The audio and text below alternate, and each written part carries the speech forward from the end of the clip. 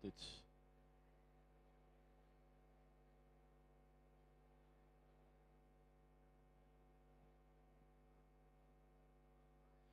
Right, goeienaand Jeffreysbaai, baie welkom by vanaand se geleentheid. Dit is so lekker om julle almal vanaand hier te kan hê.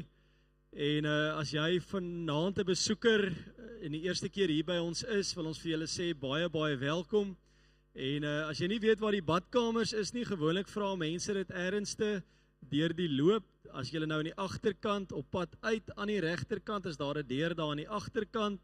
Links is die dames, regs is die mans. So julle kan ook, as julle kleedkamer benodig, kan julle ook daar 'n draaitjie maak. Ons as gemeente is geroep om hier in Jeffreysbaai spesifiek golwe van liefde en lig te wees vir 'n wêreld in nood.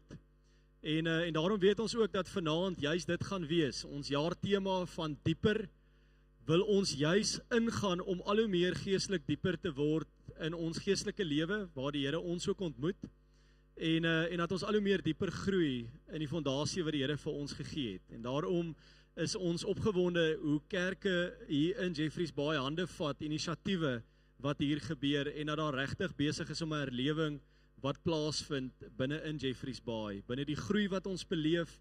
Ons praat ons as kerkleiers met die CCM meeting wat ons gehad het, hoor ons die mooi getuienisse, en ons weet dat vanaand het ons gemeentes van reg oor Jeffreysbaai wat vanaand na Johan ook gaan kom luister. Johan, die van julle wat hom nou nog nie geken het, ek dink meeste van ons weet wie hy is. Hy is landwyd bekend en is altyd net goed om so 'n bietjie agtergrond te gee. Hy het meer as 30 jaar ervaring as dit kom by ouers, as dit kom by tieners, families, en het ook al meer as 30 boeke geskryf en deel van 30 boeke, net om 'n idee te gee.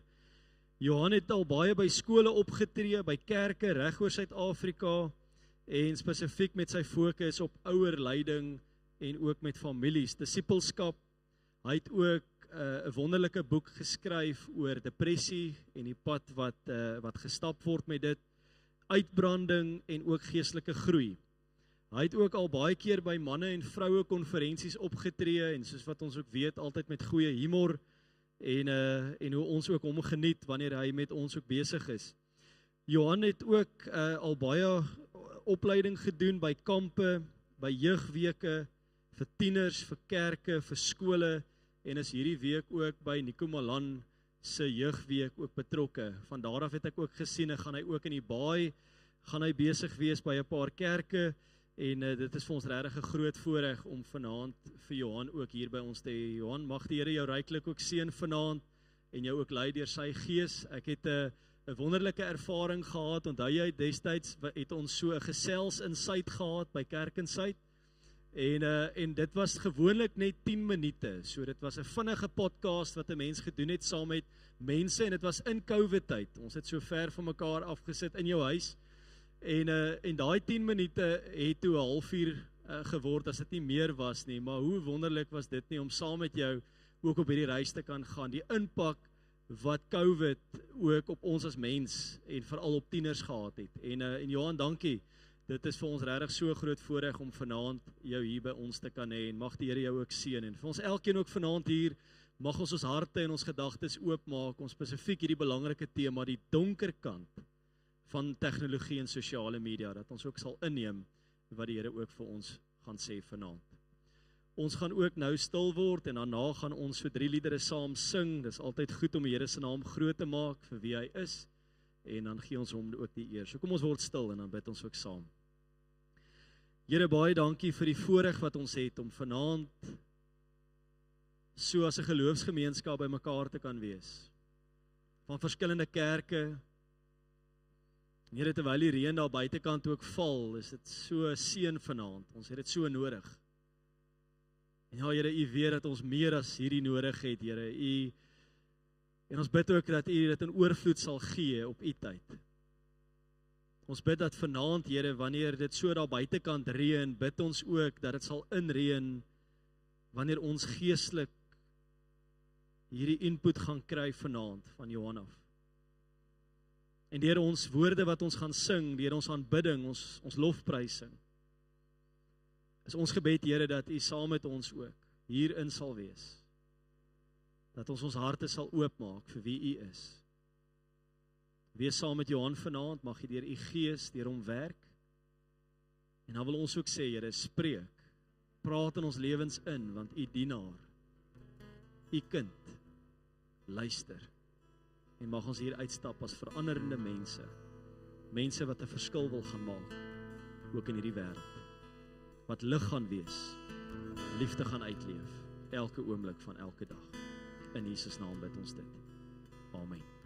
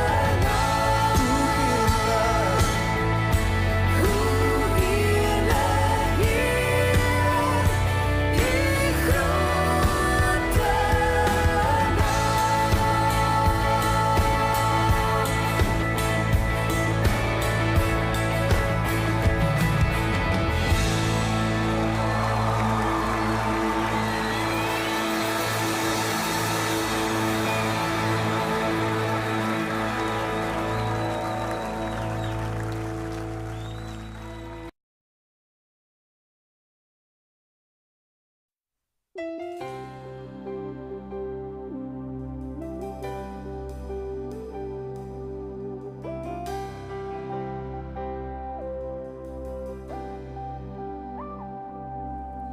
het U lief, Here Jesus, uit die diepte van my hart. U is die koning van die konings, U is die koning van my hart. U is altyd daar, U is met my vriend, U is my held. En in hierdie soet teenwoordigheid gee ek U myself. Ek noem U vriend, U is my held. Ek gee myself en ek het my hand. Ek buig voor U, ek lê my lewe voor U neer en ek wil vir U sê,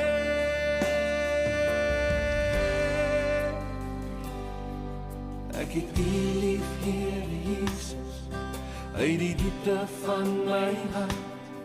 U is die koning van die konings, U is die koning van my hart. U is altyd daar, U is met my vriend, U is my held. En in hierdie soet teenwoordigheid gee ek U myself.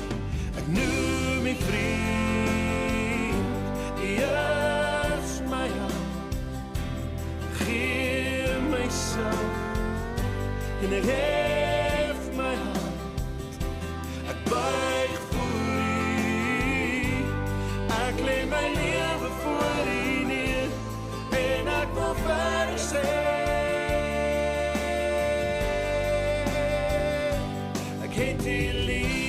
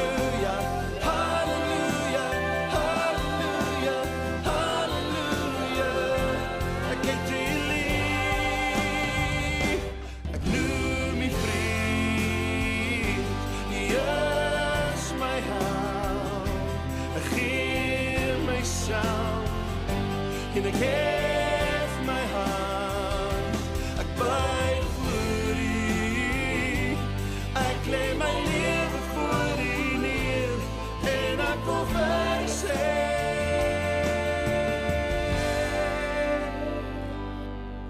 ek het U lief, Here Jesus, uit die diepte van my hart.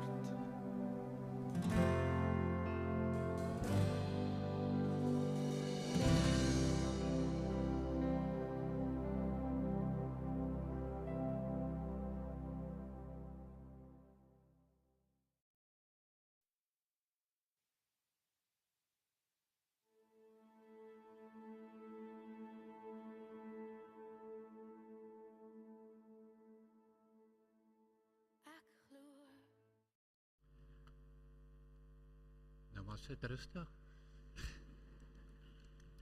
Dis nie 'n Sondagoggend erediens nie. Dit is 'n Maandag aand 6:00 oor tegnologie. Ek gaan nou bid, ons mag bid. Ek bedoel, dit is die een ding. Van my kant af verskriklik dankie, soos die Engelsman sal sê, thanks for having me. Al die pad uit Pretoria uit.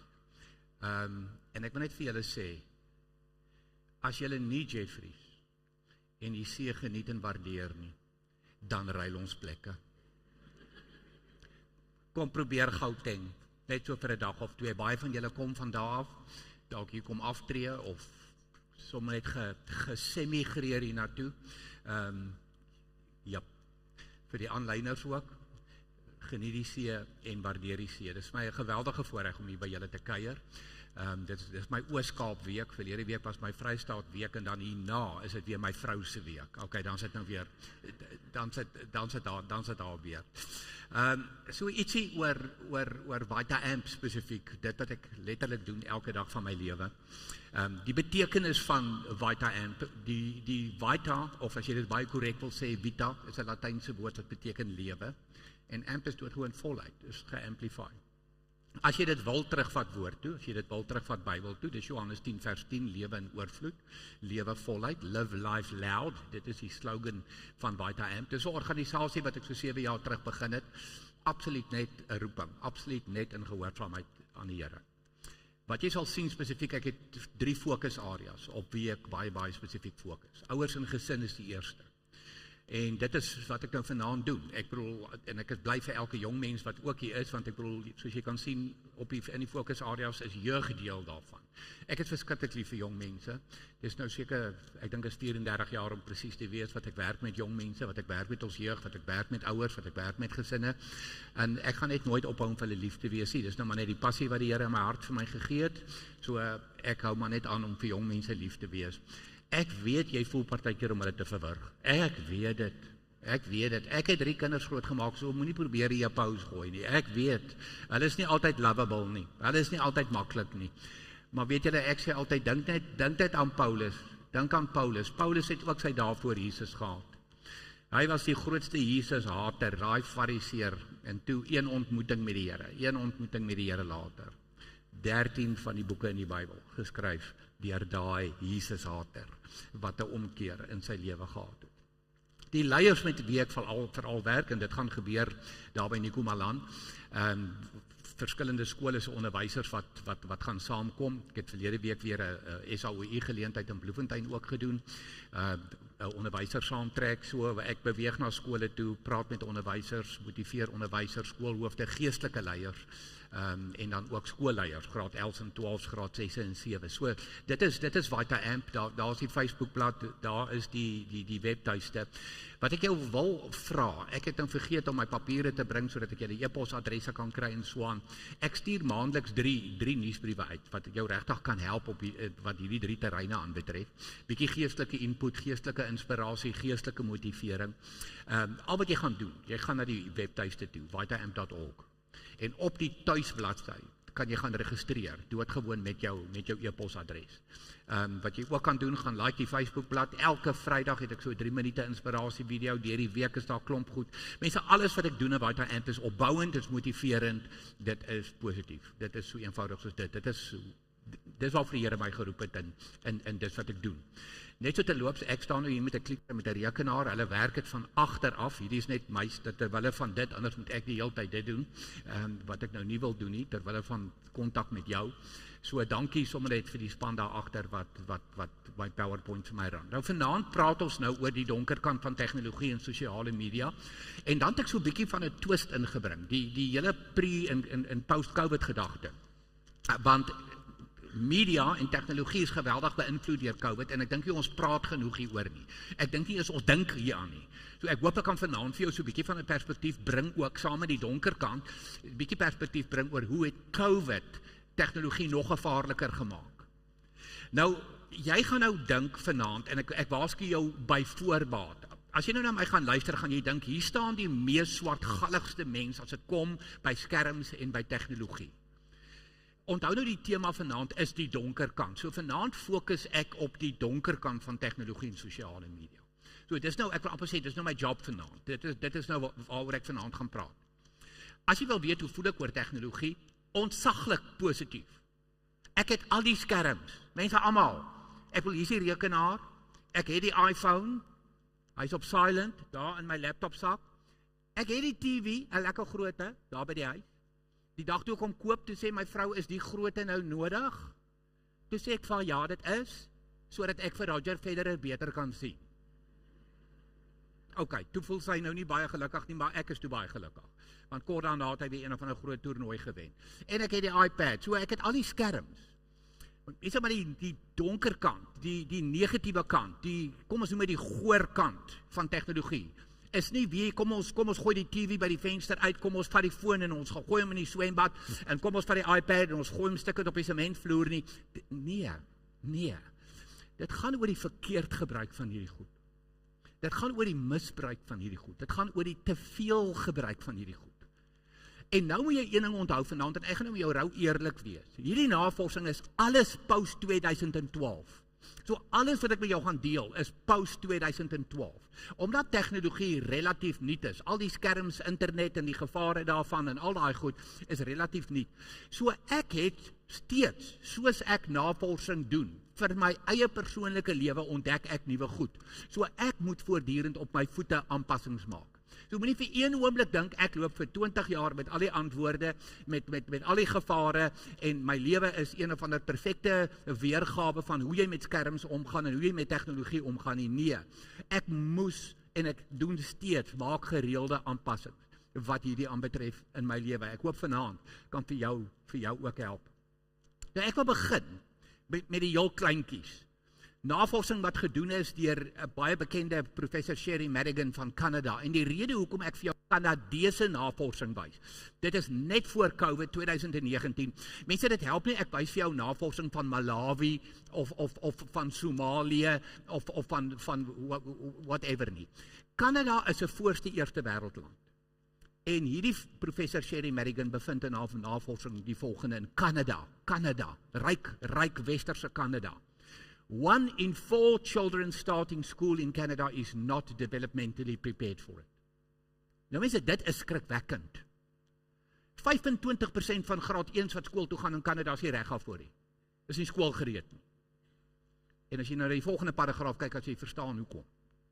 Kyk weer die tyd. The more time young children spend glued to screens, the worse they score on tests of cognitive and emotional development. So hoor mooi, wat doen te veel skerms aan kleintjies? Ek praat nou van, kom ons sê kinders 1 tot 5, min of meer. Kognitief, emosioneel, daar gaan hulle, agteruit.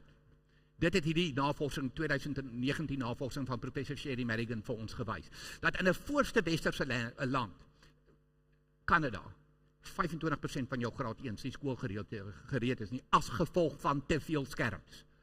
Kognitiewe skade, breinskade, wat hierdie kinders beleef.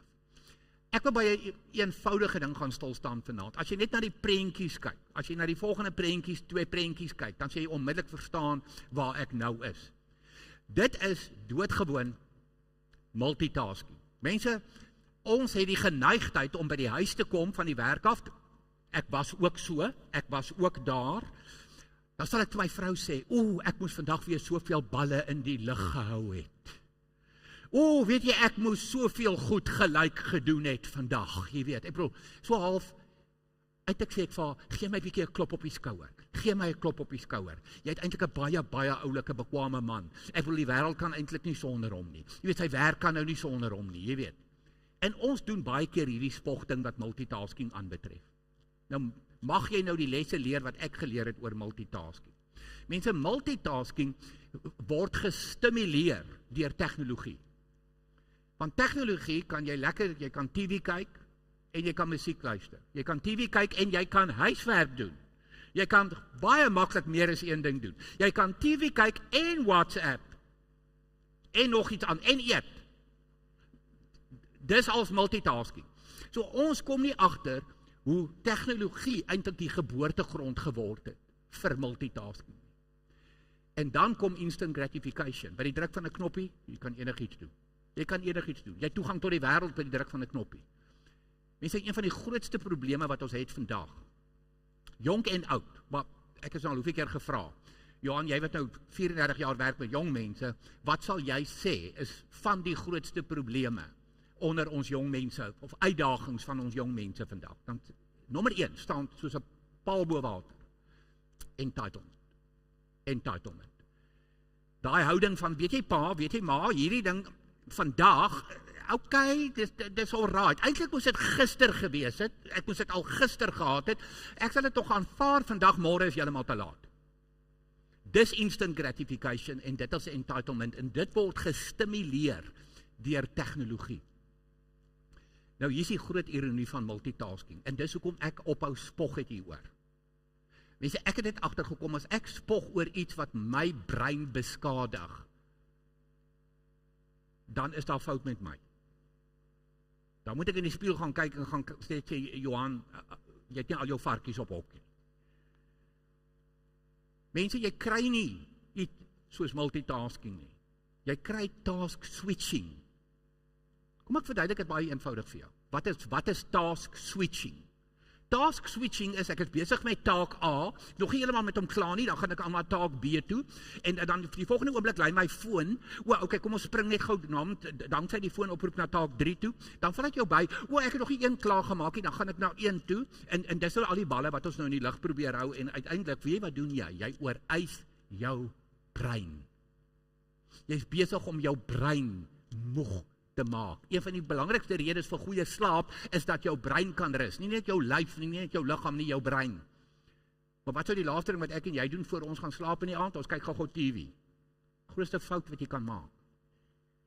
Want jy word gestimuleer.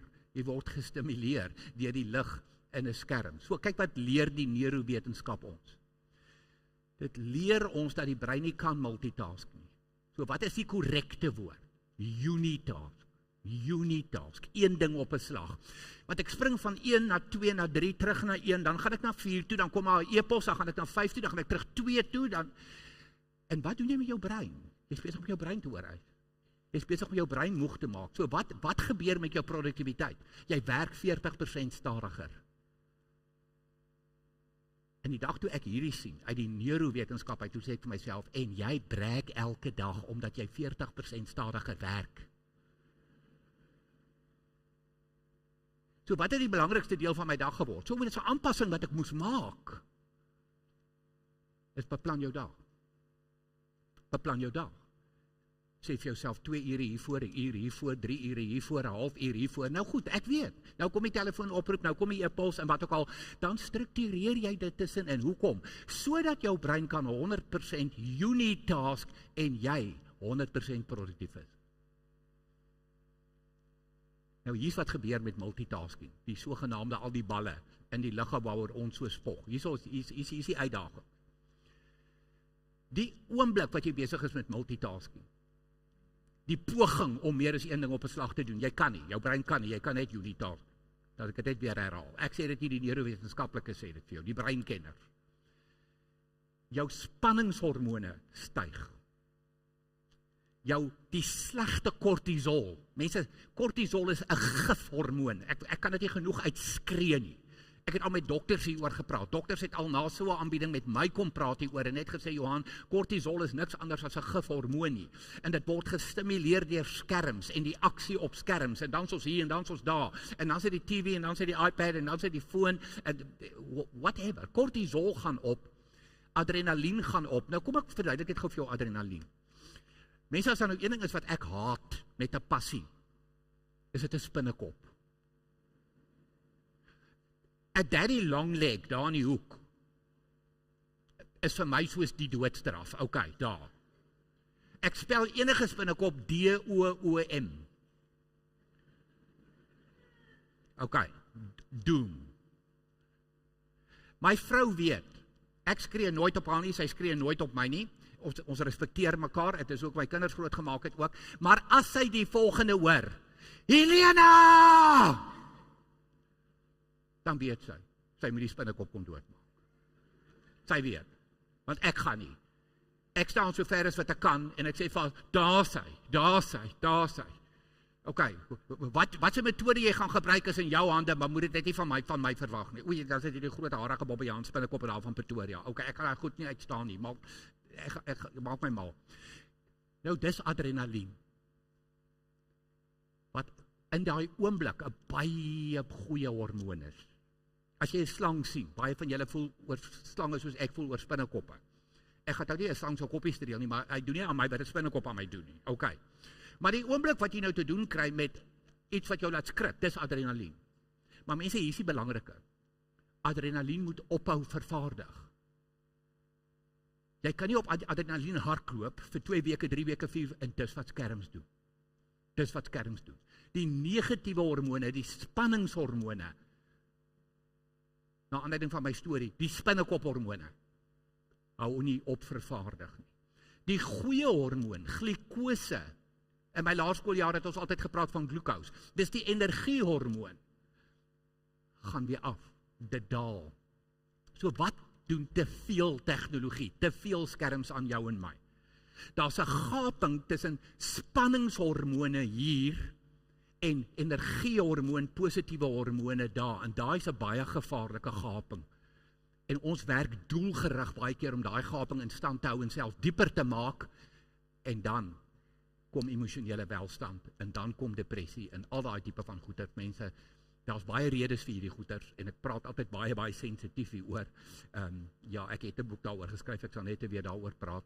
Maar tegnologie op die oomblik is 'n goeie rede vir die verergering en die verdieping van depressie wêreldwyd. Dan kom ek by 'n volgende verskynsel. Nou is ons so 'n bietjie weg van multitasking en die glikose en die kortisol en al daai goeters. Mense, nou hierdie woord anhedonia, wat ek nou hier vir jou op die skerm gooi. Dit klink soos 'n spinnekop. Nou, dit is 'n aaklige ding. Dit het 'n betekenis. An beteken sonder. En hedon, wat die stamwoord is van hedonia, beteken vreugde. Sonder vreugde, sonder blydskap. Nou mense, ek bedoel common sense. Ek en jy wil nooit daar kom in ons lewe nie.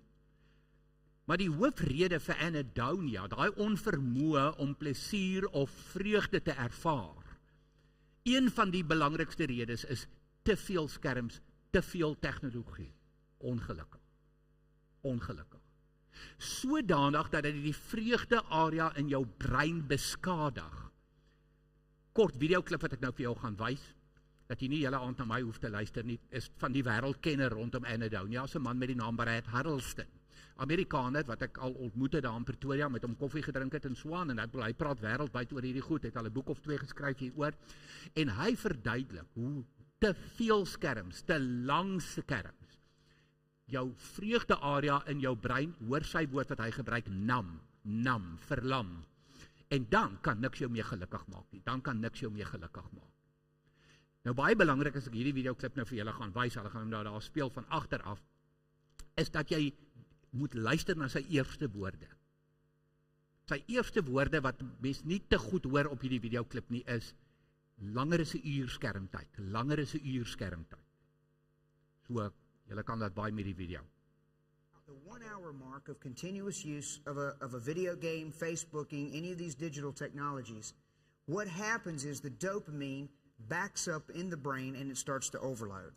And so you have the brain, this is about the area in the brain deep in the middle called the locus accumbens. Whenever we're doing anything pleasurable, dopamine rushes into that area and it causes pleasure. It's a normal, wholesome activity. But when we go beyond 1 hour when it comes to digital technology, the brain begins to become overloaded, so it builds a dopamine barrier to try to keep the dopamine out. But we continue to push it. And we will saturate that barrier, and if we go long enough, we'll get enough dopamine over that barrier to get into the locus accumbens to give us the pleasure jolt that we want. But the catch-22 is, the more we do that, the taller that barrier gets. And so we just continue. If you're playing video games, you have to go to the next level. If it's porn, what excited you yesterday doesn't excite you today, so you have to look at something a bit more vile and a bit longer. Same thing that happens to drug addicts. You have to keep going to the stronger thing to get the same amount of pleasure. Now, if you don't stop this, and most don't, and you continue to push it month after month, eventually that wall will become so tall that it becomes nearly impossible to generate enough dopamine to get over the barrier, and when that happens, the brain, that area of the brain, the pleasure center, goes numb, resulting in the condition anhedonia.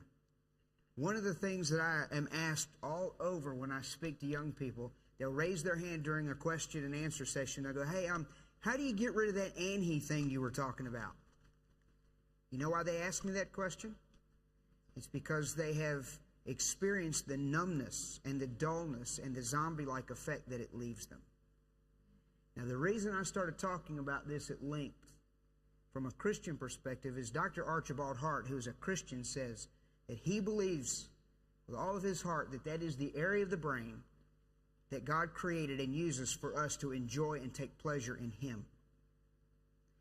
And I believe if there ever was a conspiracy from the dark side to numb an entire generation to the voice of God, it would be to say, give them these gadgets, which are good and have a place, but he would say, just overdo it. And I want to see balance restored, as many pastors do, so that the voice of God and the enjoyment of God can return to an entire generation. And that's really, at the end of the day, what I am about. Now, I believe the neuroscience community is finally catching up with God. I'll leave you with this and we'll take a break. Tell me if this doesn't describe anhedonia. Having lost all sensitivity, they have given themselves over to sensuality so as to indulge in every kind of impurity with a continual lust for more. It's been around for a while, hasn't it? It's just now being induced by the technology. Nou daar het jy dit nou letterlik uit die perd se bek uit, as die wêreldkenner wat hierdie goeters aanbetref, ook 'n ou wat sê hy het al die skerms, hy gebruik al die skerms, maar ook geleer om dit moderate te gebruik, om dit verantwoordelik te gebruik oor tyd. Wat vir my baie mooi aansluit by hierdie woorde wat hy nou gesê het, wat dit gaan oor die lengte, dit gaan weer oor die te veel, dit gaan weer oor die te lank, dit gaan oor die misbruik, aan die woorde die wangebruik van hierdie goed, dit gaan nie oor die gebruik hiervan nie. Is hierdie studie van San Diego State University wat in Oktober 2018 gedoen is, en wat vir my kosbaar is van hierdie studie, waar ek net op vir jou professor Sherry Merrickens se navorsing gewys het oor kleintjies, die kleiner kind, kom ons sê die 0 tot 5-jarige, is hierdie nou vir kinders 2 tot 17, en hulle het 40,000 jong mense in hulle studie betrek, en hier is hulle bevinding. They found that the length of time, daar's ons weer, the length of time children spend on social media, watching videos and texting is directly related to their emotional well-being. Mense so vir my, ek bedoel, jy kry mense, 'n briljante vrou met die naam Emma Sadler, jy kry vir professor Basie van Solms, hulle spesialiseer aan die regskant van hierdie goed. Ek spesialiseer meer aan die verslawingskant en die verhoudingskant en die emosionele welstandskant, want ek is verskriklik bekommerd, dis waarmee ek werk, elke dag van my lewe. Kom ek gee net vir jou die feite van, en verlede jaar was regtig vir my 'n moeilike jaar, omdat ek nou by soveel skole moes gaan praat het, of post-selfdood, of pre-selfdood met kinders wat dreig, en dis alles neeweffekte van COVID. Die amptelike syfer vir die 26 maande, selfdoodsyfer onder jong mense ouderdom 18, vir die 26 maande wat begin het 1 April 2020, julle sal onthou die lockdown was 26 Maart, 1 April 2020 tot einde Mei verlede jaar, 26 maande, jong mense wat hulle self om die lewe gebring het in Suid-Afrika onder ouderdom 18, 8,400. En as ek vir julle moet sê, by hoeveel skole het ek gaan praat oor hierdie goeie, soos ek sê, of kinders wat dreig om dit te doen, dankie tog, dan kom mens voorkomend gepraat het, proaktief gepraat het, en dan daai terrible uitnodigings. Johan, vandag het dit weer gebeur, Johan, vandag het dit weer gebeur, kom net môre na ons skool toe, daai tipe van goeders. Mense, so, tegnologie moet ons nie onderskat nie. Ek sê weer, daar's baie ander redes. Dis nie net tegnologie nie. Om nou tegnologie as die een groot sondebok uit te sonder, dink ek is ook verkeerd. Maar dit word verswaar. Emosionele welstand gaan al hoe dieper en dieper en dieper in 'n donker put in, as gevolg van hierdie goed. Nou hier is ek nou so 'n bietjie by post-COVID. Mense, wat gebeur het in die COVID-tyd? Jy moet een ding onthou van COVID. Ons is gedwing om na skerms toe te beweeg in die COVID-tyd. Daar was wetgewing, my kinders bly in Pretoria, in Wellington in die Kaap en in Bloemfontein. So ek kon nie op 'n vliegtuig klim en gaan kuier in die Kaap nie. Hoekom nie? Want die provinsiale grense is toe en daar's nie 'n vliegtuig wat vlieg nie. Ek kon nie in Bloemfontein by my kinders uitkom nie. Ek het my seun in Pretoria onwettig moes sien. Vir hom mooi die lieghelp uitwerk. As die polisie jou aftrek, want jy mag winkel toe gaan, maar jy kan nie by mense gaan kuier. Nou mense, wat met ons skoolkinders gebeur het. Hulle het ewenskielik gedink hulle het 2 dae langer vakansie. Al die onderwyseres het ook geskree, hierdie hoera, die skole sluit 2 dae vroeër daar in Maart in 2020. Toe dink hulle, great, fantasties. En toe word dit weke, toe word dit maande later. Nou, die oomblik wat 'n skool nie oop is nie, het jou kind nie toegang tot hulle vriende en hulle vriendinne nie. Nooit het ons so gedink aan skool. Met ander woorde, nooit het ons gedink dat die skool wat toemaak is 'n geweldige verlies vir my kind. Nie net 'n akademiese verlies nie, my pelle. Toe eventually in Junie maand 2020, toe maak die skole wel oop, so stuk vir stuk, so hier en daar. Geen rugby, geen atletiek, geen koor, geen drama, geen dit, geen dat. En mense, al daai goed doen jy saam met jou vriende. Jy doen dit saam met jou vriende. En ewe skielik is daai goed ons kinders ontneem. Dis 'n verlies, hoor mooi. Ons kinders het oneindige verliese gelei. So hulle spanningshormone is sky high gewees in die COVID-tyd. Vreugdehormone, waaroor moet ek bly wees? Waaroor moet ek bly wees? Ek sien my vriende vir 'n maand lank nie, jippie juis, hoera Suid-Afrika. Nee, dit was trauma. Die 2020 matriek het traumatiese tye beleef. Die hoofseuns, die hoofdogters, die leerlingrade, die matrikulant wat vir oulaas dit wou doen, toe, is verby. En jy's gemasker toe jy teruggaan, en jy's sosiale afstand, en geen rugby, en geen atletiek, en geen kulturele aktiwiteite nie. Wat is die logiese ding wat jy doen? Jy soek 'n bietjie vreugde, enige iets om die vreugdehormone bietjie op te jaag, op te skuif. So wat doen jy? Jy gryp na tegnologie. Kyk 'n bietjie sosiale media, gaan bietjie op die internet, kyk 'n YouTube video, doen dit, doen dat. En wat doen dit aan jou brein? Dit vat jou verder af. Dit vat die spanningshormone hoër. So te veel tegnologie, te veel skerms verhoog angs, dit verhoog depressie en dit lei tot hoër verslawing by ons kinders. En dit is wat in die COVID-tyd gebeur. En so min mense verstaan dit. En nou wil ek vir jou sê, die groot gevaar nou, pre-COVID was hierdie al 'n probleem, 'n ernstige probleem, die te veel skerms, die misbruik van skerms. Post-COVID het ons nie teruggekeer na waar ons was nie. Nee. Ons is steeds sky-high besig met hierdie goed. Ons het in 'n nuwe lifestyle inbeweeg.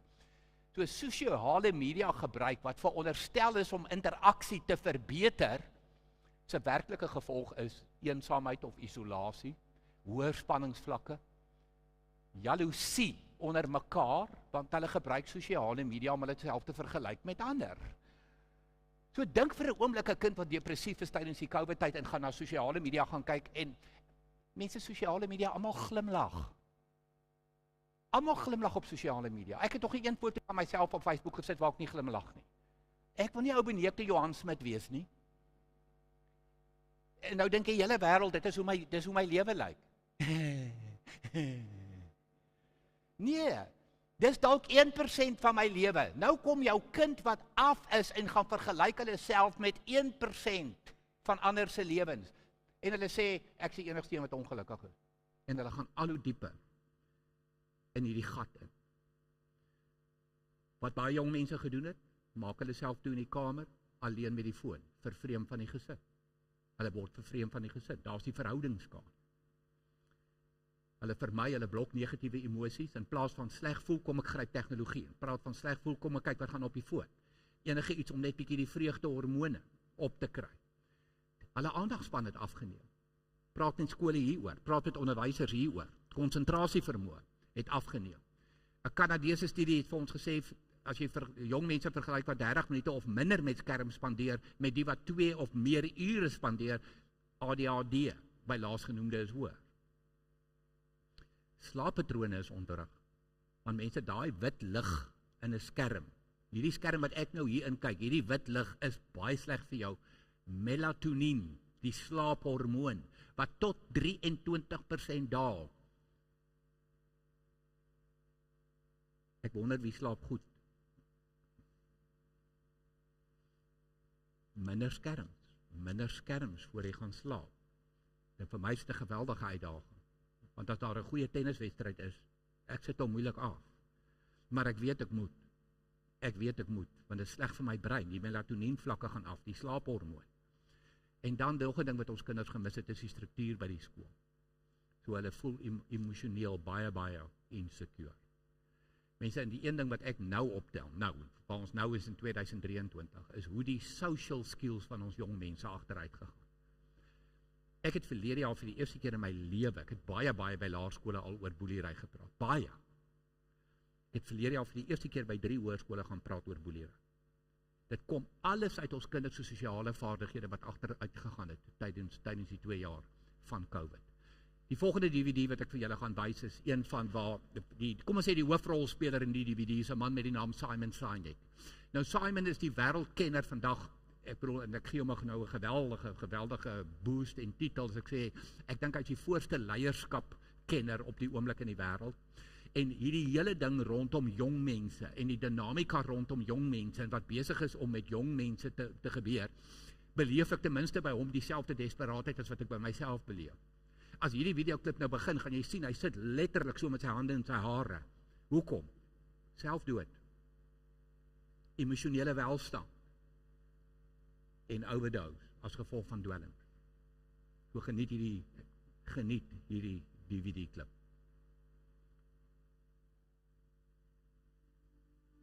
I can't even imagine what the suicide and homicide and just the rates of depression, and accidental death due to overdose are going to look like in the future. It's going to reach epidemic proportions. It's already, the statistics are already alarming, and yet nobody's sounding any alarm bells.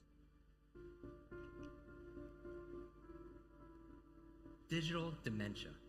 This is a real medical term right now. This is the idea that we're outsourcing our brains to our smart devices. We're so reliant on our smartphones that our smartphones are making us stupid. Does that make sense? It's convenient. I don't want to memorize 500 phone numbers, right? Nobody wants to do that. But we've lost the ability to memorize one. Like if I give you a 7-digit number now, how difficult? Would you find that kind of difficult to memorize, like a phone number that you used to do years ago? Yes or yes? Because if I take my arm, I put it into a sling for 6 months, does it stay the same? Would it even grow stronger? It would what? It would atrophy and grow weaker. Same thing with your mental muscles. If you're relying on your phone to keep your schedules, your to-dos, do simple. I went out to dinner with 10 people recently. There was 10 of us. And 3 people at the end pulled out their phones to divide the bill by 10. We've lost the ability to be able to do certain things. And so that's where digital dementia is. Smart devices could be extremely convenient, but they could be crippling also. So it could be a balance. Can I borrow someone's phone, please? Anyone? Thank you. Okay, there is a subconscious reaction to these devices when we use them. Okay? What if I were to hold my phone while I'm talking to you? I'm not checking it, it's not buzzing, it's not beeping. I'm nothing. I'm just holding it. Do you feel at this moment that you are the most important thing to me right now? No, you do not. Because there is a subconscious reaction we have to the device. When it is out, it makes the people around us feel that they are less important.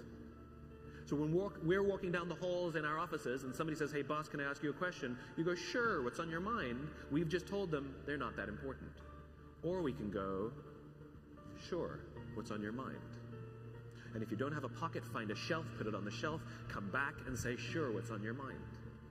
When we show up to a meeting or a lunch or a dinner with our colleagues, our clients, or our friends, or our families, and we put the phone on the table, we have announced to everyone in the room that they are not that important to us.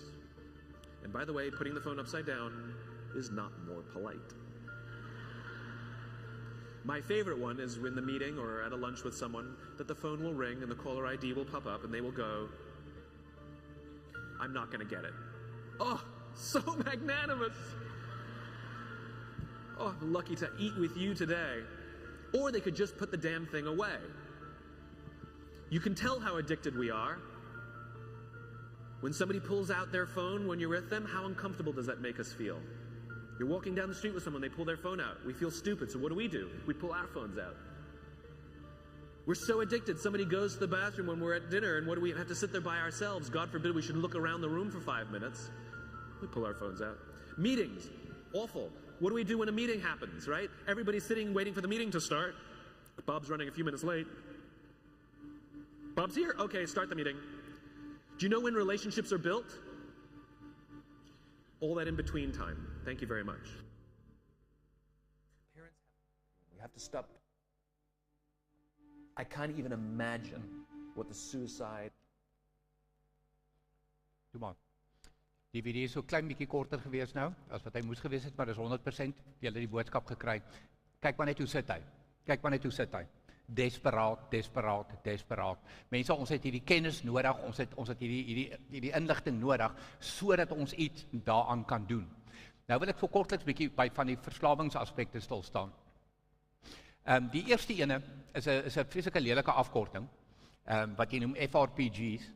Nou, dit is verskriklik eenvoudig. Ek bedoel, wanneer ek by skole praat, dit is altyd vir my verskriklik lekker om die seuns 'n bietjie uit te haal oor hierdie een, want aan die tegkant, aan die skermkant is dit die hoogste verslawing onder jong seuns vandag. Nou die doodgewoon al wat dit sê is fantasy role-playing games. Fantasy role-playing games. Nou die eenvoudige naam daarvoor is die videogames wat ons kinders vandag speel. Ek bedoel ure en ure en ure. Ek sê ons altyd die ding wat aan 'n seun die beste geoefen en gevorm is die duim. Want dit is waarmee hulle die game speel. En alle games vandag is rollespel. Jy neem die rol in 'n spel aan en jy speel en jy probeer jou level verbeter en so nou en dan is die kompetisie met iemand in Suid-Korea en dan met iemand in Amerika of wat ook al. Dis die hoogste verslawing vandag onder jong seuns aan die tech, aan die skermskant. Dit is hierdie videogames. Ek het 'n vrou op afgekom in Pretoria, Anke Brand. Sy het 'n hele doktersgraad, mense 350 bladsye doktersgraad gedoen oor FRPG's. Ek het hom geleen, want doktersgrade kan jy nou nie by Koenboeke gaan koop of by Pick n Pay of Checkers nie. So ek het hom geleen by haar en daai ding deurgewerk. Al wat ek vir julle kan sê is, van die goed is skrik, demonies, ensovoort. So ek is nie die een wat sê, geen games nie, dis weer net 'n halfuur 'n dag. That's it. Ons gaan net moet begin beheer neem oor hierdie goed. Die tweede verskynsel, afkortingkie, baie eenvoudig in Afrikaans, is internetverslawing. Verslawing aan die internet. IAD, Internet Addiction Disorder. Dit is hoe dit bekend staan in die internasionale literatuur. En hoekom ek nou Suid-Korea daar in hakies gesit het, 2012, dit is toe dit die eerste keer ontdek is. Die eerste keer. Mense onthou met dwelmverslawing, wat gebeur met dwelmverslawing, eintlik met enige verslawing, is 'n gesonde brein word 'n siek brein. So 'n siek brein het rehabilitasie nodig om weer 'n gesonde brein te word. Dit is waar die woord rehab vandaan kom. As jy wonder wat rehab beteken, ek moet die siek brein, die brein wat fisies verander het, moet ek weer laat lyk soos die ene. En Suid-Korea is die land met die heel vinnigste internet in die wêreld. Hulle sit met 'n verskriklike syfer van internetverslawing. Hulle het so min of meer 'n bevolking so groot soos Suid-Afrika en hulle het reeds meer as 200 rehabilitasiesentrums hiervoor. Ek kon op 1 afkom in Suid-Afrika, op 1. Dan die derde enetjie is skermverslawing, verslawing aan skerms. Baie dieselfde is internetverslawing, dis net verslawing aan die internet, verslawing aan 'n skerm. Die grand woord daarvoor is ESS, Electronic Screen Syndrome. Die kenner wat hieroor skryf is Victoria Dunkley, wat navorsing doen hieroor. Dit is 'n mediese dokter, so ek lees nogal haar goed wat skermverslawing aanbetref. En sy sê die toestand wat ontwikkel uit hierdie te veel skerms, uit hierdie skermverslawing, noem sy atrofie. En dit is 3 dele van die brein wat beskadig word. Die mooi woorde wat sy gebruik is verlies aan breinweefsel, wat beteken breinskade. En dis die frontale lob, die striatum en die insula. Die hartseer van die insula, dit is die compassion area, dis die empathie area van die brein. En dis algemeen bekend, studies wys vir ons, dat empathie in die tyd van internet in die wêreld met 40% gedaal het. En toe ek nou hierdie lees van Victoria Dunkley, toe maak dit vir my sin, dis as gevolg van skade aan die insula. En nou hier's nou my ander lekker kry moment by skole, as ek nou met jong mense hieroor praat, want die seuns is sopas uitgehaal oor fantasy role-playing games, en die meisies het lekker vir hulle gelag en vir hulle vinger gewys en we. Dan kom ons by die hoogste verslawing onder jong dames, wat tech en skerms aanbetref, en dis sosiale media. Jou Facebook, jou Instagram, jou Snapchat, jou TikTok, al daai Twitter en al daai goeie. So mense, ons gaan net eenvoudig moet beheer neem, ons gaan net eenvoudig moet begin strenger raak oor hierdie goed, want onthou wat is 'n verslawing, dis 'n brein wat fisies verander. En op die volgende prentjie kan jy dit baie duidelik sien. Dis sommer 'n prentjie wat ek van die internet afgetrek het. Internetverslawing wat jy ek kan amper sê insuig in jou neus in soos cocaine. So Brad Huddleston wat ek net van gepraat het, en vir julle die DVD-klip gaan gewys het met Anadonia. Hy het 'n boek geskryf, Digital Cocaine, digitale kokaine, digitale drugs. So die tegnologie in die skerm het 'n drug geword wat jou brein, net so drugs jou brein fisies verander, doen te veel skerms en verslawing aan internet, verslawing aan skerms, doen presies dieselfde. Nou kom ek by 'n baie moeilike enetjie, en dis die hele pornografie aspek.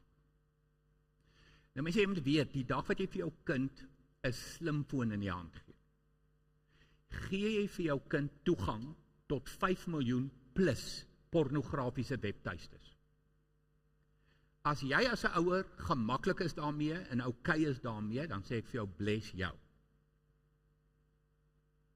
En ek sal bid vir jou kind.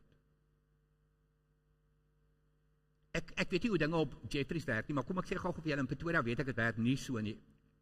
Wie van julle, wanneer jou kind van die skool afkom, jy sien die ou gesiggie hang, die kind is bietjie down, moeilike dag gehad, nie goed gegaan met die toets nie, maatjies was dalk weer lelik, juffrou was dalk bietjie kwaai gewees of wat ook al.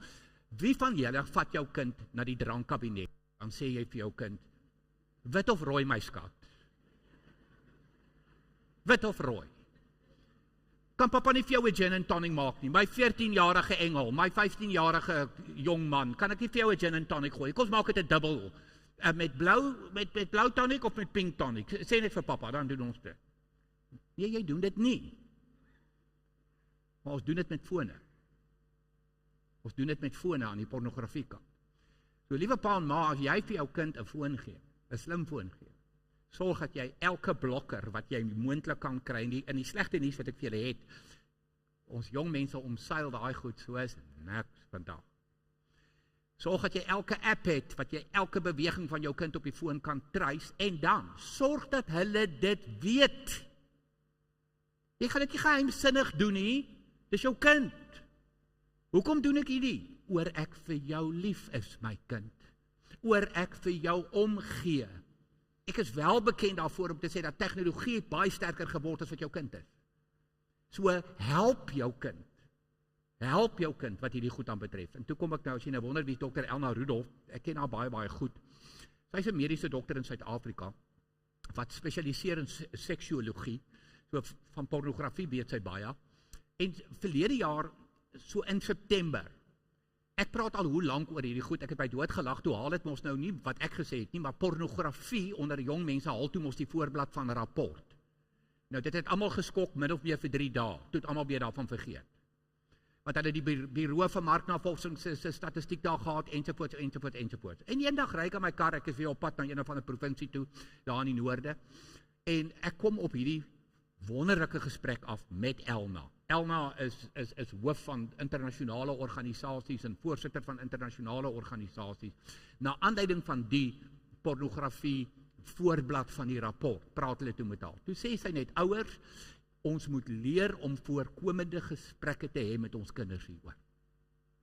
Ons moet die moeilike gesprekke oor seksualiteit en die seksuele en die lyf en die liggaam, moet ek pa met my seun hê en my vrou ma met die dogter hê. Hoekom? Dit het Elna nou nie gesê nie, maar hierdie moeilike gesprekke met kinders, en dit is nie moeilik nie, dit is net gebruik professionele terminologie, wees professioneel as jy daaroor praat, maar jymal mense, hallo, kinders word groot, hulle gaan deur puberteit, die hormone val hulle aan, die testosteroon en die estrogen en die gonadotropien en al die hormone en goeder, so fisies verander hulle, en hulle weet nie wat om daarmee te maak nie, help hulle. Weet jy, want as jy nie gaan help, jy gaan die maatjie help, van die walla van die sloot. Van die walla van die sloot. Weet, as daai maatjie eers kom met daai pornografiese videoetjie hier, weet, kom gaan jy om die hoek, kom ek wys vir jou. Weet jy wat moet jou kind kan doen? Ag nee, my pa het lankal met my hieroor gepraat. My ma het lankal met my hieroor gepraat. Kom ek vertel vir jou hoe gevaarlik is hierdie goed. Kom ek vertel vir jou hoe onnatuurlik is hierdie goed. Hoor gou mamma, papa. Enige kontroversiële issue. Sorg dat jy die gesaghebbende opinie in jou kind se lewe is. Dit beteken, jy praat eers daaroor. Dat wanneer die maatjie gaan kom, dan is dit net nog 'n opinie. Nou gaan ek hierdie ding vir jou omgooi. As jy hierdie ding nie doen nie, as jy hierdie gesprek nie het nie, en die maatjie is eerste, word die maatjie die gesaghebende opinie.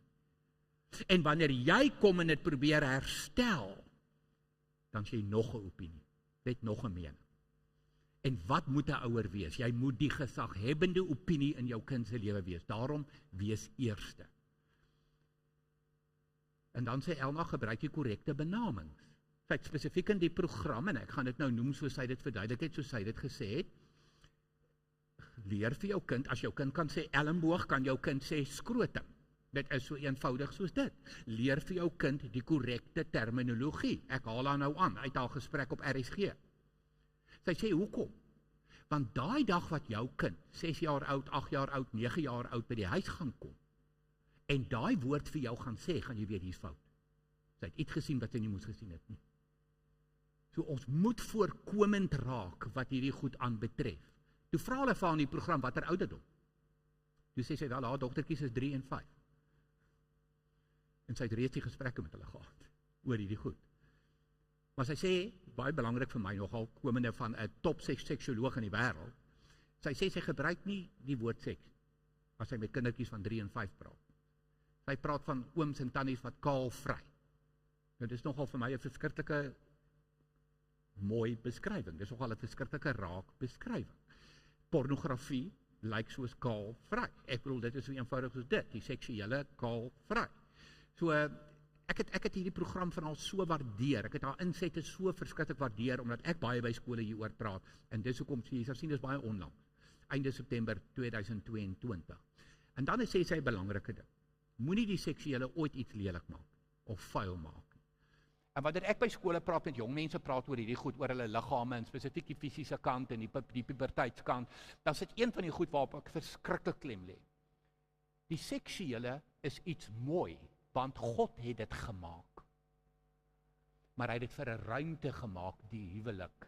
Mense, wanneer raak die seksuele lelik? Hoekom is pornografie vieslik, aaklig, walglik? Hoekom? Hulle trek dit, hulle haal dit uit daai ruimte uit, die goddelike ruimte. Ek wil amper sê daai holy ground ruimte wat God gemaak het vir die seksuele. Dit word daar uitgetrek, dan word dit so deur die modder gesleep en weer deur die modder gesleep en nog deur die modder gesleep en dan word dit in jou en my gesig gegooi. Vat so, iets vieslik, iets lelik. Ek dink dit breek die Here se hart en ons moet ons kinders begelei wat hierdie goed aanbetref. Ons moet die talk hê, soos dit baie keer bekend staan, rondom hierdie goed. Die seksuele is iets moois vir die ruimte van die huwelik. Jy sê 'n paar feite oor pornografie. Mense, en ek gaan regtig baie dun hierop, baie dun. Ek het verskriklik baie statistiek hieroor. Ek het dit vir jou genoem, so ongeveer 5 miljoen pornografiese webtuistes, dis so 12% van die internetverkeer. As jy wonder hoekom die internet partykeer stadig is, daar's heeltemal te veel pornografie op. Mense, hulle kan dit verbied wêreldwyd. Die ouderdomsgroep wat die meeste hierna kyk, 12 tot 17. 12 tot 17, daar is ons hoërskoolpopulasie, daar is ons adolessente. Ek verduidelik altyd vir jong mense, as ek by hoërskole praat hieroor, dan sê ek altyd vir hulle, en wie dink hierdie goed uit? Kinders? Ou oomies, wat geld maak jy uit? Afskuwelike mense wat jou lewe wil verwoes, wat jou huwelik verwoes op ouderdom 13, wat jou huwelik verwoes op ouderdom 14. So ek probeer ons jong mense om op te staan teen hierdie volwassenes wat probeer om hulle lewe te verwoes. En hierdie statistiek wat jy nou gaan sien, die 77,6% is Gauteng statistiek. Dit is nou die Bureau vir Marknavorsing, wat onder andere in die rapport was, maar hierdie is ander statistiek, dit is nog voor die rapport se onderhoud. Dit beteken min of meer 8 uit 10 van ons jong mense, tieners, adolessente in die hoërskool, kyk gereeld na pornografiese webtuistes. Gereeld se definisie is ten minste 1 keer 'n week. Maar dan het jy daai 9,1%, kom ons maak dit 1 uit 10, wat elke dag daarna kyk. Nou mense, elke dag beteken is gelyk aan verslaaf aan pornografie. Nou weet ek, die internet in Pretoria is dieselfde internet hier in Jeffreys, of in Durban, of in wherever. So ek dink ons kan sê hierdie is Suid-Afrikaanse statistiek, dis nie net Gauteng statistiek nie. Alhoewel hierdie navorsing spesifiek gedoen is in die Gauteng area. Ek maak amper klaar. Ek stap na die einde se kant toe. Jy kry die verskynsel stranger danger wat doodgewoon beteken. Weet jy wat is die maklikste ding om 'n fop profiel oop te maak op enige sosiale media? 'n Man van 60, 'n pervert van 50 kan homself gaan voordoen as 'n 16-jarige, as 'n 26-jarige, 'n foto aftrek, lyk soos 'n hank met 'n six-pack, en in die meantime is dit so 'n ou stokou man met 'n bierpens, maar en dan stuur hy friend request vir jong meisies. Hulle is fool enough om dit te aanvaar. En dan begin gesprekke, die inbox gesprekke. En dan gebeur die ontmoeting, en dan gebeur die verkrachting, en dan gebeur die ontvoering. Nou stranger danger wil ek amper vir jou op 'n weeklikse basis internasionaal lees jy hiervan in die media in een of ander vorm. Cyberbullies het ek net vir julle net so vinnig genoem. Dit is 'n geweldige probleem vandag. Mense, dit is die maklikste ding om iemand slegte te sê met 'n WhatsApp. En ons kinders doen dit. Hulle doen dit. So wat ek jong mense probeer leer. In my tyd het ek net op een manier gepraat, dis hoe ek nou praat. Ek het my tong en my lippe gebruik. Dis hoe ek gepraat het. Vandag se jong mense praat meer met hulle vingers as wat hulle praat met hulle monde. So die kommunikasiebeginsels vir die mond, wees altyd opbouend, wees altyd motiverend, wees altyd inspirerend, wees altyd liefdevol, wees altyd vol empatie, geld ook vir jou vingers.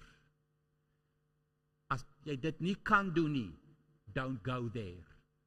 Want dis waar cyberboelery gebore word. En ek sê altyd, die enigste woord wat ek het vir 'n cyberboelie is 'n lafaard. Want dit is 'n gesiglose persoon wat met jou kommunikeer sonder om jou in die oë te kyk. So wanneer ek by skole hieroor praat, dan is ek baie reguit hieroor. Baie reg hieroor. En dan wat die wetgewing aanbetref, het ek net op julle genoem. Mense, daar's nuwe wetgewing in Suid-Afrika wat hierdie goed betref. Ouers, doen moeite en gaan kyk bietjie na hierdie wetgewing. Onthou 'n slimfoon in jou kind se hand is op jou naam. Jy kan aangekla word. As jou kind droog maak, kom ons sê, rassisties raak, pornografiese materiaal versprei, naakfoto's, semi-naakfoto's, daai tipe van goed. Daai syfers is skrikwekkend hoog in Suid-Afrika net so terloop. Dit kom op jou naam. Dis jy wat hof toe gaan. Die polisie kom na jou toe. Die foon is nie op jou kind se naam. Die foon is op jou naam. So pa en ma, jy staan pa. Jy kan in die tronk eindig. So basis van Solom se goeie raad, as jy vir jou kind 'n slimfoon gee, sluit 'n kontrak met jou kind. Dis die moets, dis die moenies. Teken. Hoekom? Want daai foon staan ek pa voor, staan ek ma voor. En dan sommer net hierdie hele hartseer ding van die approval culture wat ons kinders in groot word vandag, mense, dit is net hulle wil net aanvaar word. So weet jy, as hulle is op sosiale media en hulle is like gedrewe, hulle is follow gedrewe. En as ek nie genoeg likes het nie, dan het ek 'n swak selfbeeld. As ek nie genoeg followers het nie, dan het ek 'n swak selfbeeld. Ek vergelyk my met my maatjies. Daai maatjie van my het 200 vriende, ek het net 120. Ek moet 'n bietjie 'n groter poging insit om meer vriende te kry. Mense, dan sit jy op die einde met 500 vriende, maar jy ken 5. Dis die realiteit van sosiale media. Ons moet net ons kinders help met hierdie goed. Ons moet terugkom by love. Ons moet terugkom by high touch. Nie high tech nie. Ons is by high tech. Ons moet terugkom. Ons kinders verlang na verhoudings. Ons moet terugkom by high touch.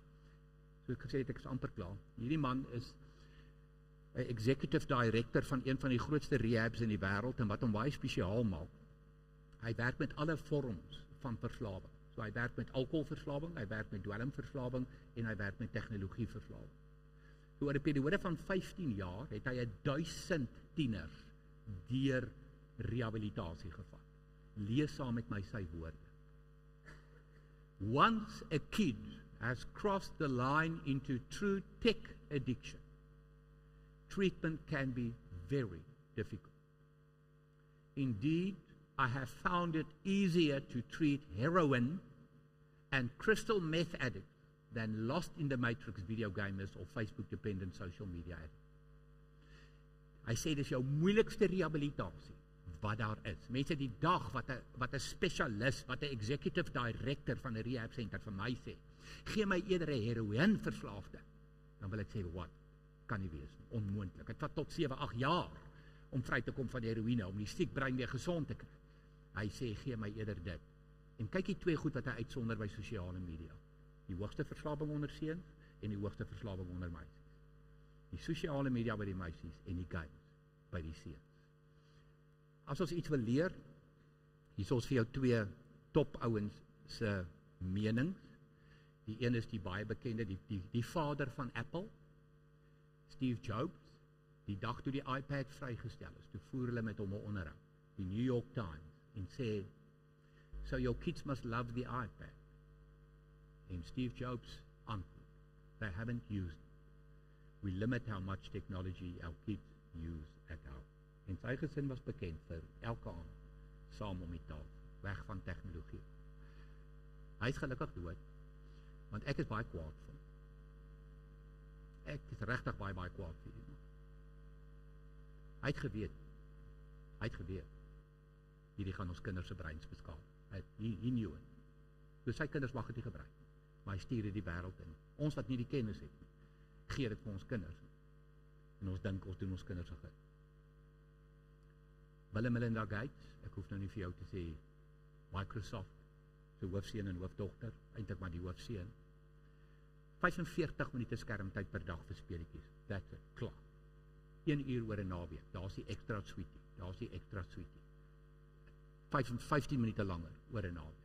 Vir huiswerk was dit anders, vir opvoedkundige goed was dit anders, maar sosialiseer, speel 45 minute. Mense, daar's die twee wêreldkenners, daar's meneer Apple, daar's meneer Microsoft. Dis wat hulle doen. Maar hulle gee nie vir ons die gevare nie.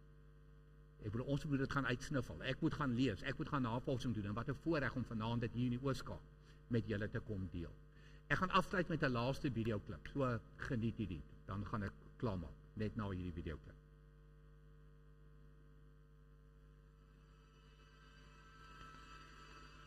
Cruel social media remarks. Facebook comments have been pouring in after 4 people died while hiking. So you're dealing with an addicted generation. This is a big time bomb ticking. These kids who commit suicide, you go look at their Instagrams, you would have no clue. Mr. Zuckerberg, would you be comfortable sharing with us the name of the hotel you stayed in last night?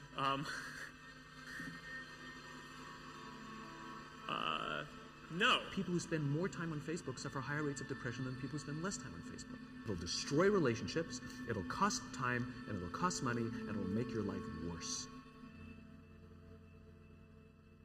To be human means that you are persuadable in every single moment. It doesn't matter what language you speak, it doesn't matter how intelligent you are. It's not about what someone knows, it's about how your mind actually works. We now know that many of the major social media companies hire individuals called attention engineers who borrow principles from Las Vegas casino gambling, among other places, to try to make these products as addictive as possible. We are all vulnerable to social approval. We really care what other people think of us. When you upload a new photo of yourself on Facebook, that's a moment where our mind is very vulnerable to knowing what other people think of my new profile photo. And so when we get new likes on our profile photo, Facebook, knowing this, could actually message me and say, oh, you have new likes on your profile photo. It knows that we'll be vulnerable to that moment because we all really care about when we're tagged in a photo or when we have a new profile photo. I mean, I think we can all feel it. And it's as if we've been infected. It's as if they've drilled a hole in the back of our head and now they've injected the virus and now we walk around searching for feedback using social media. We know that engagement with social media and our cell phones releases a chemical called dopamine. Dopamine is the exact same chemical that makes us feel good when we smoke, when we drink, and when we gamble. In other words, it's highly, highly addictive. You have an entire generation that has access to an addictive, numbing chemical called dopamine through social media and cell phones as they're going through the high stress. They don't have the coping mechanisms to deal with stress. So when significant stress starts to show up in their lives, they're not turning to a person, they're turning to social media. They're turning to these things which offer temporary relief. We know, the science is clear, we know that people who spend more time on Facebook suffer higher rates of depression than people who spend less time on Facebook. That's a problem. That's an addiction. If you're sitting in a meeting with people you're supposed to be listening to and speaking, and you put your phone on the table, you're just not that important to me. So you have an addicted generation that doesn't have the skill set to ask for help. Combined with the fact that they're so good at Facebook and Instagram, they're good at putting filters on everything. So they're good at showing you how smart and strong they are. These kids who commit suicide, you go look at their Instagrams, you would have no clue that they were depressed. People look like they have a much better life than they really do. People are posting pictures of when they're really happy. They're modifying those pictures to be better looking. People basically seem they're way better looking than they basically really are, and they're way happier seeming than they really are. So if you look at everyone on Instagram, you might think, all these happy, beautiful people, and I'm not that good looking and I'm not happy, so I must suck. Some of the happiest seeming people, actually some of the saddest people in reality. Social media isn't real, but you don't ever see real life. The 99% of our lives, the behind the scenes, the unglamorous, unfiltered, day-to-day, bland normality. And you end up comparing your behind the scenes to other people's fake highlight reel and using others as a mirror or benchmark for how you should look, how successful you should be, or how you should live. You'll become your happier self when you stop putting pressure on yourself to be more like someone else. And they know that this causes depression. They're injecting things into your head that you didn't ask for. Our lives are becoming more transparent, just inevitably. It's just pulling us. It'll destroy relationships, it'll cost time, and it'll cost money, and it'll make your life worse. If you've messaged anybody this week, would you share with us the names of the people you've messaged? No. Liewe ouers, ek besef na aand, ek gaan nou vir ons afsluit met gebed en dan gaan ek vir Nardus vorentoe roep. Sit 'n mens redelik met groot oë en jy het 'n magdom inligting gekry en ek het weer vir jou gesê, ek is nie anti-tegnologie nie, ek is nie anti-skerms nie, maar vanaand het nog gegaan oor die gevaarkant daarvan. Wat kan ek doen? Wat kan ek doen? Wat kan ek doen? Ek het 'n one-pager opgestel. Hierso lê op die tafel. Ek wil vra dat nie meer as een per gesin nie. Kom kry gerus vir jou so 'n bladsy. Daar's 'n one-pager met voorstelle van wat jy in die huis kan doen om net bietjie oplossingsgerig ook te wees en oplossingsgerig ook te dink en voorkomend te kan wees. Kom kry gerus vir jou een van hierdie papiere. As dan nie genoeg is nie, ek het een uitgehou dat ek hom vir Johan en Nardus gee dat hulle asseblief fotostate sal maak dat julle dit môre hier by die kerk kan kry. Maar kom ek sluit af. Kom ek bid vir ons. Here, baie dankie sommer net saam wees vanaand met U in ons midde. Here, dankie dat U die skepper is van die mooi in die lewe. Tegnologie is een van hierdie mooi goed, Here. Dis U wat mense slim maak om ons te kan seën met tegnologie en ons te kan seën met skerms sodat ons die wêreld kan vooruitvat. Here, maar daar's 'n dief wat steel en slag en uitroei.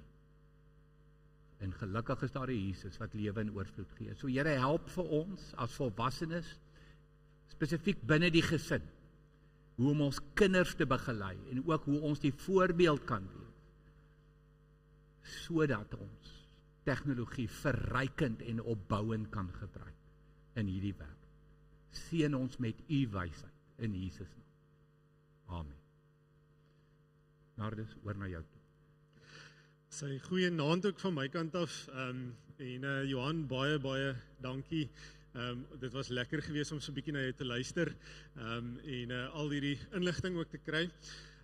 Vanaand is ook deel van so 'n bietjie 'n groter gedagte van wat ons ook hier by die gemeente wil begin, en ons wil eintlik sommer vir Liesel, ek weet nie waar jy is nie, maar sê dankie, om ook so 'n bietjie hierdie onder ons aandag te bring en die behoefte wat jy raak gesien het om ook met ons te kom praat en ons Johan kon nooi op die einde van die dag. Maar ons wil graag meer gereeld sulke goeders doen.